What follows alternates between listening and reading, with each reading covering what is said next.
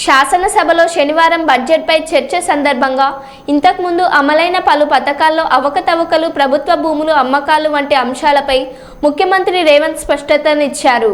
గతంలో కేంద్రంతో విద్యుత్ మీటర్లు ఒప్పందం అంశంపై ముఖ్యమంత్రి రేవంత్ రెడ్డి సభ్యులకు స్పష్టతనిచ్చారు.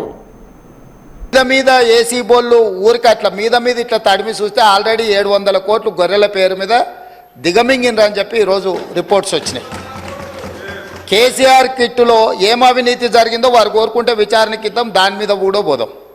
ఇదే కాకుండా గొప్ప పథకం అని చెప్పిన బతుకమ్మ చీరలలో జరిగిన అవినీతి మీద కూడా బతుకమ్మ చీరలు చేనేత కార్మికులకు పని కల్పిస్తున్నాం అని చెప్పి సూరత్ వెళ్ళి కిలోల కింద చీరలు తీసుకొచ్చి ఆడబిడ్డల్ని మభ్య పెడితే ఆడబిడ్డలే బయటకు వచ్చి తగులబెట్టిర్రు. అవి ఏడగడుతురు వ్యవసాయ పొలాలలో పిట్టలను బెదిరించడానికి బతుకమ్మ చీరలు కడుతున్నారు. ఆడబిడ్డలు ఎవరు కట్టుకోలే అధ్యక్ష. అంటే బతుకమ్మ ఒక సెంటిమెంట్ తెలంగాణ ఆడబిడ్డలకు, ఆ సెంటిమెంట్ను కూడా దోపిడీకే ఉపయోగించుకున్నారు. గొర్రెలు మా యాదవ్ సోదరులు అమాయకులు, మంచోళ్ళు, నమ్మితే ప్రాణం ఇచ్చేటోళ్ళు.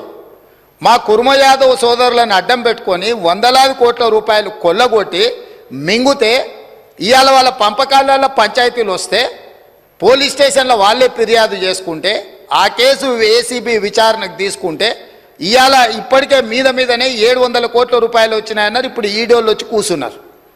అదేవిధంగా మొన్నటి వరకు పదే పదే సవాల్ విసిరిండ్రు. ఏమని? అసలు కాళేశ్వరం మీద మేము పెట్టిందే 80,000 కోట్లు, కాళేశ్వరం ప్రాజెక్టే 80,000 కోట్లు అయితే 1,00,000 కోట్ల రూపాయల అవినీతి ఎట్లా జరిగింది? రాహుల్ గాంధీ గారు లీడర్ కాదు రీడరు అని ఇట్లాంటి మాటలు వీళ్ళే మాట్లాడారు. ఇప్పుడేమంటుండు? ఇప్పటి వరకు మేము 94,000 కోట్ల రూపాయలు కాళేశ్వరం ఖర్చు పెట్టినామంటున్నాడు.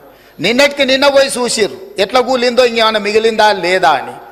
ఇవాళ ఇన్ని తప్పిదాలు చేసి ఉన్నాయని నమ్మి రంగారెడ్డి జిల్లాలో తమ రంగారెడ్డి జిల్లా నుంచి రిప్రజెంట్ చేస్తున్నారు అధ్యక్ష.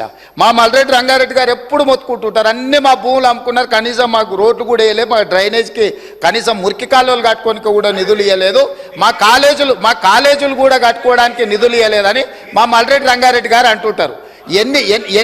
ఎన్ని వేల కోట్ల రూపాయల భూములు అమ్మినరో ఇవాళ లెక్క తీద్దాం అధ్యక్ష. ఇవాళ అప్పుల లెక్క ఏదైతే చెప్తుండో అమ్ముకున్న లెక్కలు చెప్తలేడు. ఇవాళ మేము ఇది కట్టినాం, మేము అది కట్టినాం, ఈ కట్టడాలు చెప్తున్నాం, అమ్ముకున్న లెక్కలు కూడా తెలవాలి కదా అధ్యక్ష.